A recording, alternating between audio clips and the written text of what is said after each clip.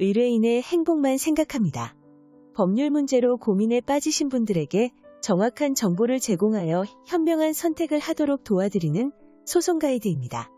물건을 사거나 스포츠센터처럼 서비스를 이용하기로 하고 카드로 할부 결제를 했다면 계약 조건이 이루어졌을 때만 할부금을 내야 합니다.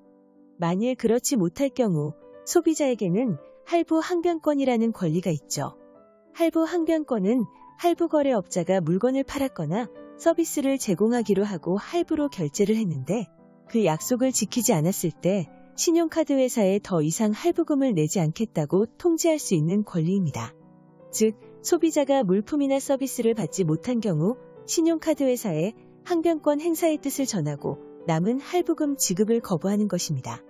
그런데 금융감독원에 접수된 민원을 보면 은행 이외의 분쟁 민원 중 신용카드사 관련 민원이 797건으로 가장 많았습니다.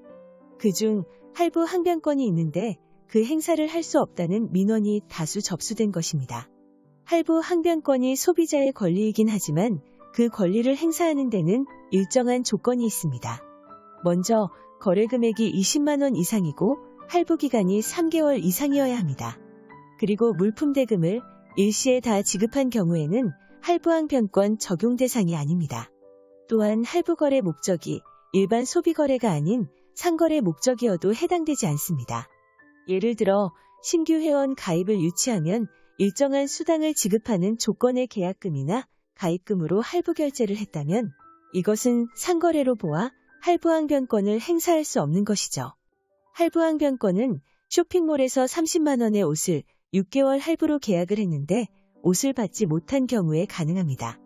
또 스포츠센터 이용권은 200만 원의 1년 계약을 하고 3개월간 할부금을 지급했는데 그 이후 스포츠센터가 문을 닫는 경우가 있기 때문에 일시금보다는 할부로 지급하는 경우가 많습니다.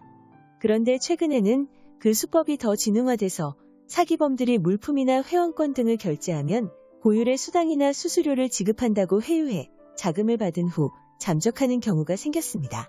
또한 투자금을 할부 결제하면 유사시 할부 항변권을 행사할 수 있어 손실을 방지할 수 있다고 안내까지 하며 자금을 유치하지만 이 경우 영리 목적 거래이기 때문에 항변권 행사가 되지 않죠. 이처럼 할부 항변권은 유용한 소비자의 권리이지만 그 사용에는 제한이 있다는 점에 유의해야 합니다.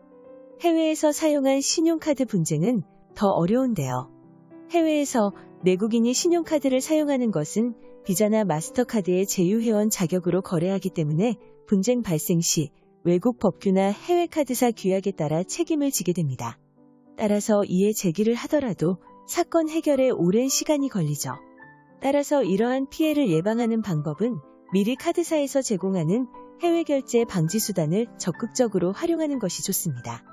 예를 들면 해외 결제 승인을 제한하는 출입국 정보 활용 통해 서비스를 신청하거나 시용 내역 알림 서비스 신청 또는 사용 횟수나 기간 내 사용만을 허용하고 실물카드 정보 유출을 방지하는 가상카드 발급 서비스를 이용하는 것도 필요합니다.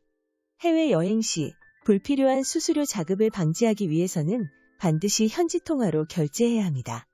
금액을 알기 쉽다고 원화로 결제하는 경우 3에서 8%의 원화 결제 서비스 이용 수수료가 발생해 더 많은 금액이 청구되게 됩니다. 이를 방지하는 방법은 해외 원화 결제 차단 서비스를 활용하는 것임을 참고하세요. 소송 가이드는 법률적으로 문제가 될 수 있는 부분에 관해 상세히 설명을 드리고 그 해결책에 관하여 근거 법령 및 관련 법령을 제시하는 길잡이를 해드립니다. 항상 노력하는 자세로 의뢰인의 이익을 최우선하는 모습을 보여드리겠습니다. 소송에 대한 자세한 상담을 원하신다면 변호사 무료 상담 신청을 누르시고 더 많은 정보를 보고 싶으시다면 소송 가이드 카페를 방문하시면 됩니다. 내용이 마음에 드셨다면 구독과 좋아요, 알림 설정 부탁드립니다. 더 좋은 내용으로 찾아오겠습니다. 꼭 승소할게요.